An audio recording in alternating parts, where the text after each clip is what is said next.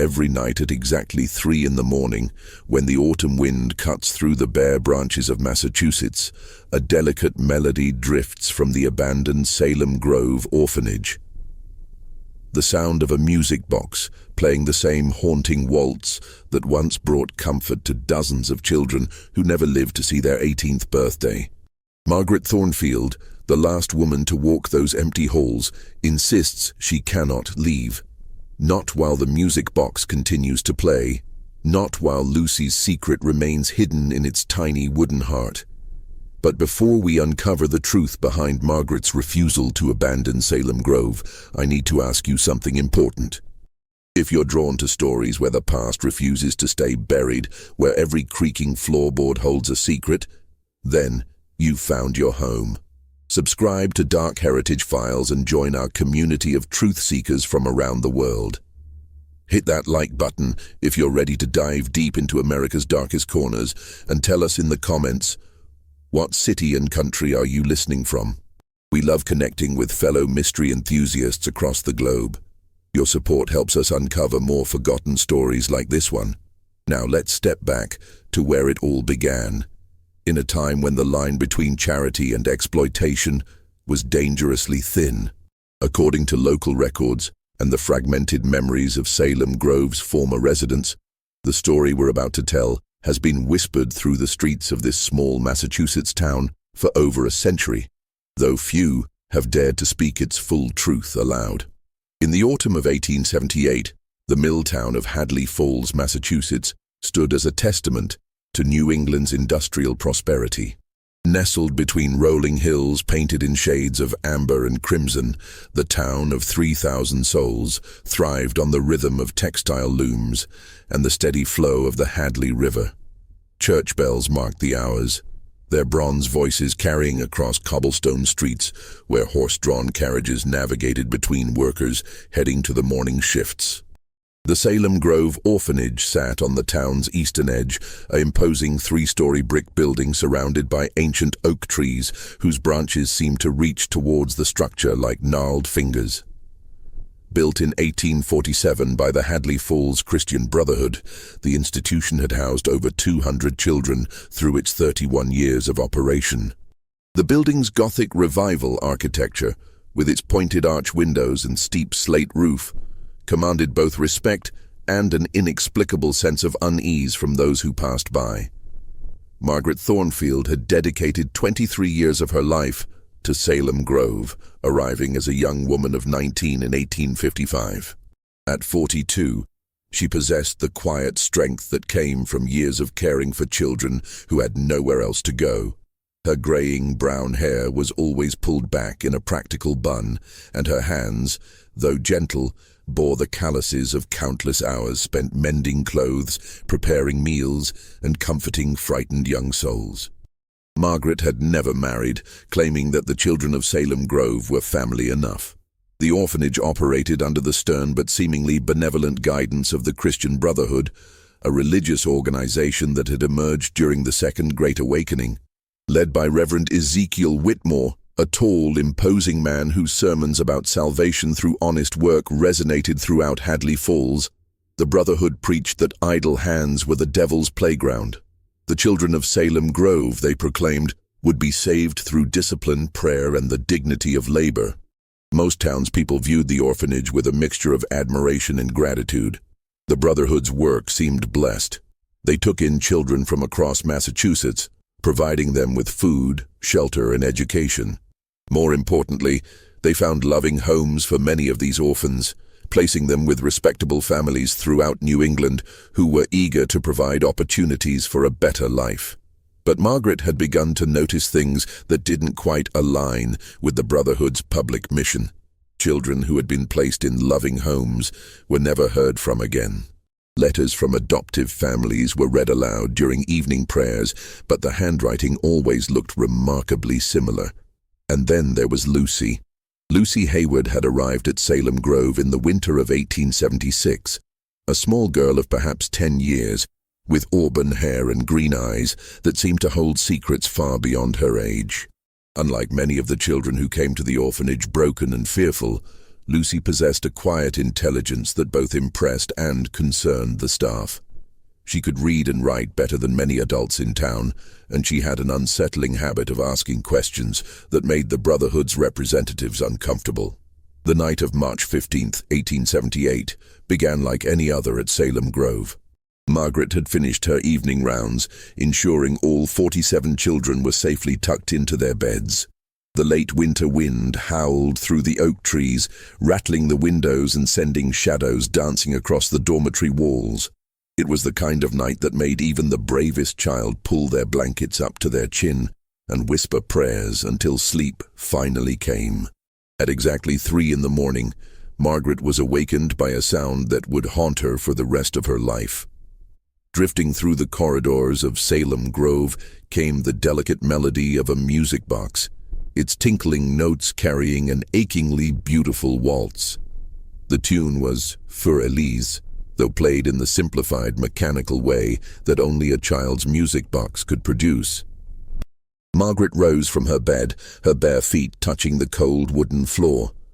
The melody seemed to be coming from the children's quarters, specifically from the small room that Lucy shared with 3 other girls.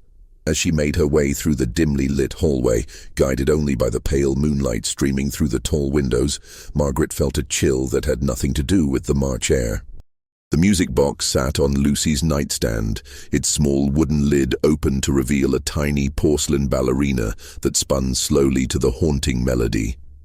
The other girls slept soundly, undisturbed by the music that had pulled Margaret from her dreams.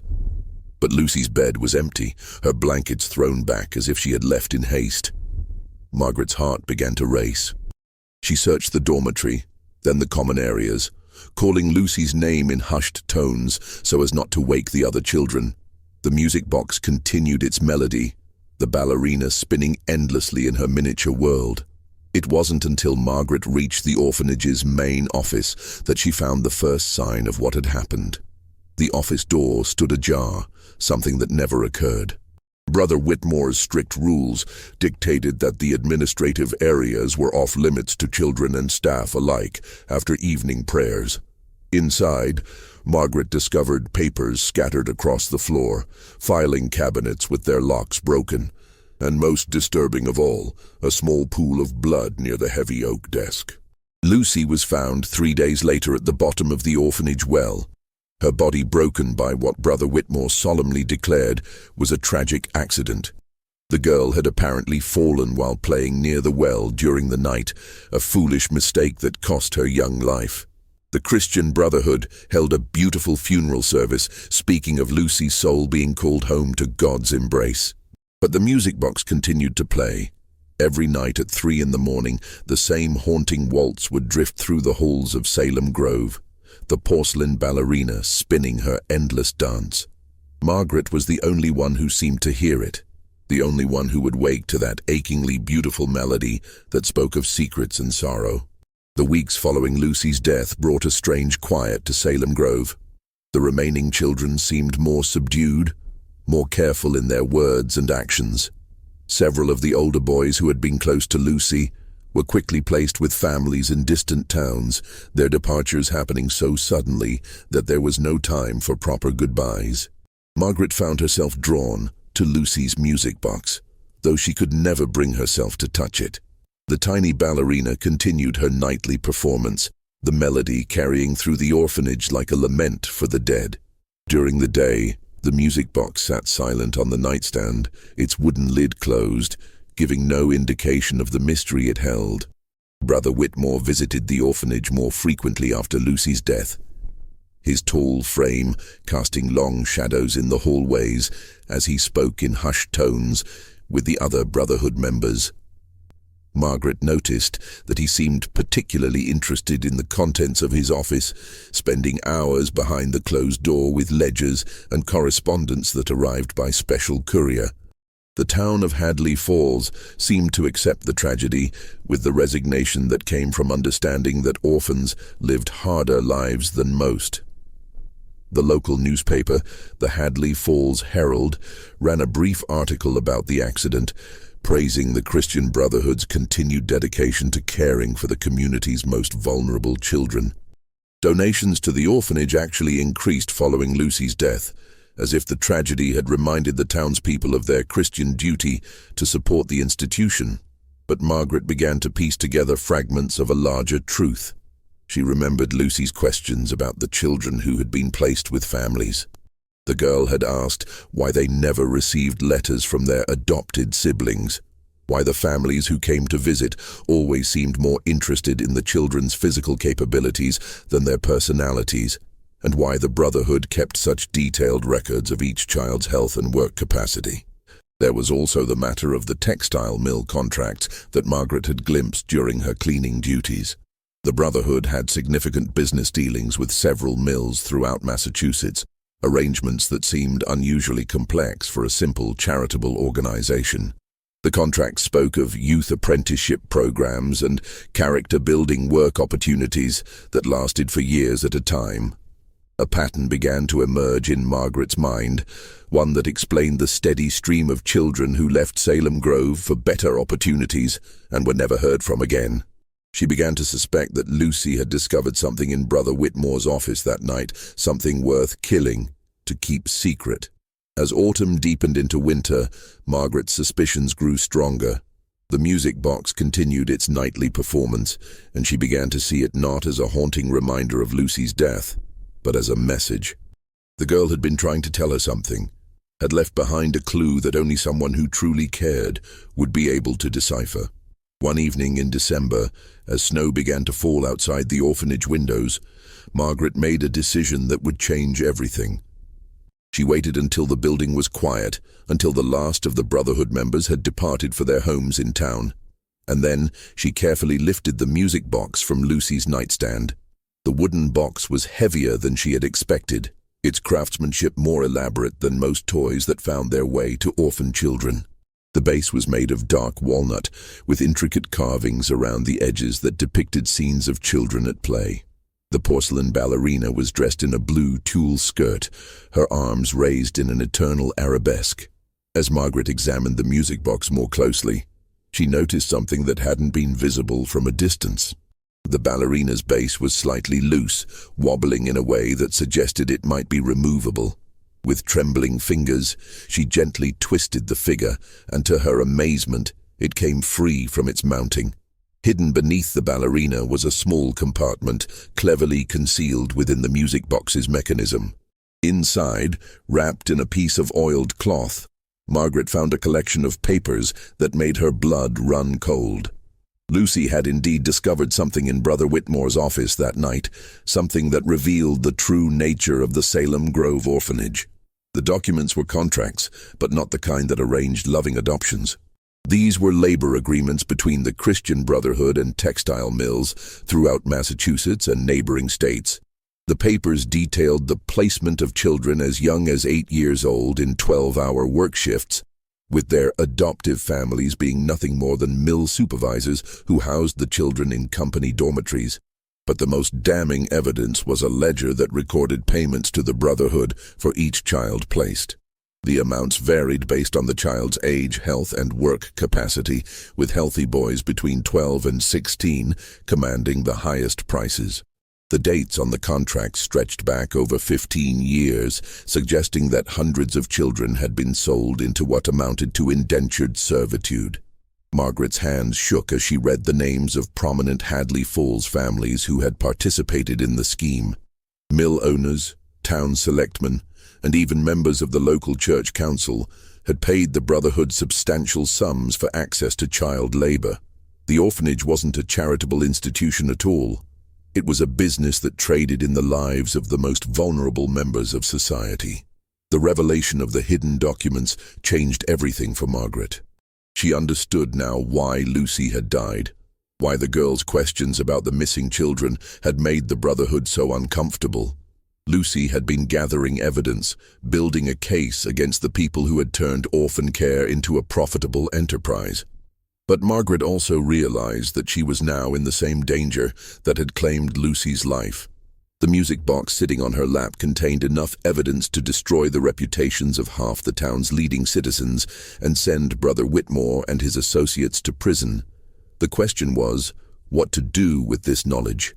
As if sensing her dilemma, the music box began to play its haunting melody, the hidden compartment now empty but the ballerina still spinning her eternal dance. Margaret looked at the porcelain figure with new understanding.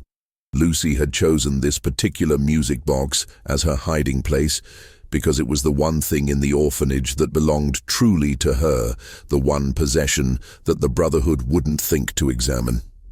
The next morning brought news that made Margaret's blood run cold. Brother Whitmore announced that Salem Grove would be closing at the end of the month. The Christian Brotherhood, he explained, had decided to focus their charitable efforts on other communities where the need was greater. The remaining children would be transferred to other institutions or placed with families who had already expressed interest in providing homes. Margaret knew this was no coincidence. Someone had discovered that Lucy's room had been searched, that the music box had been moved. The Brotherhood was shutting down their operation before any more evidence could be uncovered. Within weeks, Salem Grove would be empty, its secrets buried along with the children who had been sacrificed to maintain them. But Margaret had underestimated the reach of the Brotherhood's influence. That evening, as she prepared to take the documents to the town constable, she found Brother Whitmore waiting in her quarters. The tall man's usually composed demeanor had been replaced by something cold and dangerous. "Miss Thornfield," he said, his voice carrying the authority of someone accustomed to being obeyed. "I understand you've been experiencing some difficulties since young Lucy's unfortunate accident. Perhaps it would be best if you took some time away from Salem Grove. I've arranged for a position at our sister institution in Vermont, where I'm sure you'll find the work less stressful." Margaret realized that this wasn't a job offer. It was a threat. The Brotherhood knew she had discovered something, and they were offering her the same choice they had given Lucy: disappear quietly or face the consequences. Just when the tension in Salem Grove reaches its breaking point, and Margaret realizes the true danger she faces, let me ask our Dark Heritage Files community something important.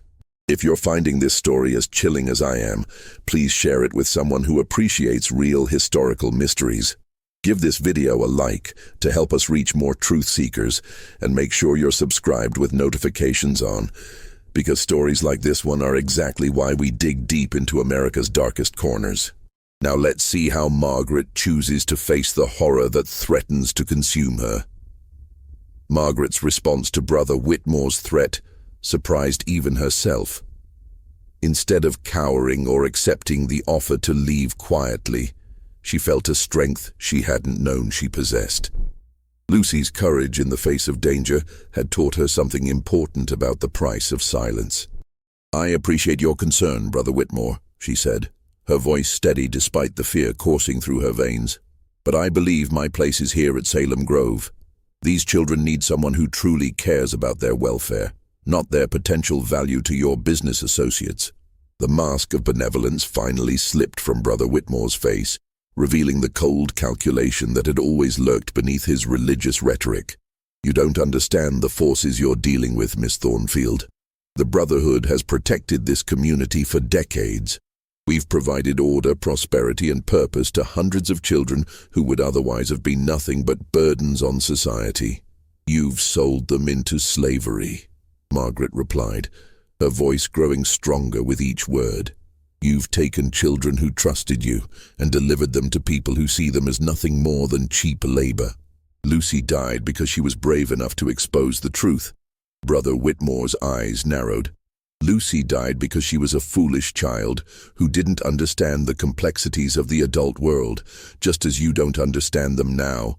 The families who take our children provide them with valuable skills, steady work, and moral guidance. It's far better than the alternative. The alternative being what? Allowing them to grow up free. The alternative being starvation, crime, and moral decay. Do you think the world has room for hundreds of parentless children with no skills and no prospects? We give them purpose, direction, and the dignity of honest work. The fact that this arrangement also benefits the community's economy is simply proof that God blesses those who help themselves." Margaret realized that Brother Whitmore truly believed his own justifications. that he had convinced himself that the systematic exploitation of orphan children was somehow a form of salvation. This made him even more dangerous because he would stop at nothing to protect what he saw as a holy mission. "Where are the documents?" he asked, abandoning all pretense of politeness. "I know you found them." Lucy was clever, but not clever enough to hide them where we couldn't eventually locate them. Margaret's hand instinctively moved to her apron pocket, where she had hidden the most damning evidence. "What documents?" "Don't play games with me, Miss Thornfield. You have 1 hour to produce everything Lucy stole from my office. If you cooperate, you'll be allowed to leave Salem Grove with a generous severance and a letter of recommendation. If you don't..." He didn't need to finish the threat. Margaret understood that she was facing the same choice that had confronted Lucy on that cold March night. The only difference was that she now knew what the girl had discovered, and she had to decide whether Lucy's death would be meaningless or the beginning of justice. Margaret's decision came not from courage, but from a simple realization. She couldn't live with herself if she allowed Lucy's sacrifice to be in vain. The next morning, before Brother Whitmore's deadline, she took the documents to Thomas Brennan, the town's newspaper editor, and one of the few prominent citizens who wasn't connected to the textile mills. Brennan was skeptical at first, until Margaret showed him the contracts bearing the signatures of men he had known and trusted for years. The evidence was overwhelming. Detailed records of payments, correspondence between the Brotherhood and mill owners, and most damning of all, a ledger that recorded the placement fees for individual children. The story that appeared in the Hadley Falls Herald 3 days later sent shockwaves through the community. "Orphan labor scheme exposed. Local children sold to mills," read the headline, followed by a detailed account of the Brotherhood's operations. The article named names, reproduced documents, and painted a picture of systematic exploitation that had operated under the guise of Christian charity for over 15 years. The response was swift and decisive. State authorities arrived within days to investigate the allegations. Several mill owners were arrested, and Brother Whitmore disappeared the night before a warrant was issued for his arrest. The remaining children at Salem Grove were transferred to legitimate institutions where they would receive proper care and education. Margaret found herself both celebrated and ostracized by the community. Those who had genuinely believed in the Brotherhood's mission saw her as a hero who had exposed a terrible injustice. But families who had profited from the cheap labor arrangement viewed her as a troublemaker who had destroyed the town's economic stability. The orphanage closed permanently in January 1879. Its brick walls standing empty as winter snow covered the grounds. Margaret was offered positions at several other institutions, but she chose to remain in Hadley Falls, working as a seamstress and continuing to check on the children who had been placed in legitimate homes. The music box stopped playing after the truth was revealed, as if Lucy's spirit had finally found peace. Margaret kept it on her mantelpiece, a reminder of the young girl whose courage had ultimately exposed the corruption that had festered in the heart of their community. Years later, when people asked Margaret why she had risked everything to expose the Brotherhood's crimes, she would always give the same answer. "Because Lucy showed me that some secrets are too important to take to the grave. Sometimes the most powerful thing you can do is refuse to let the truth be buried along with the innocent." This story reminds us that evil often hides behind the mask of respectability, and that the most vulnerable members of society are frequently the ones who pay the highest price for adult corruption. What's your take on Margaret's choice? Do you think she was right to risk everything for the truth, or should she have accepted Brother Whitmore's offer to leave quietly? Share your thoughts in the comments below.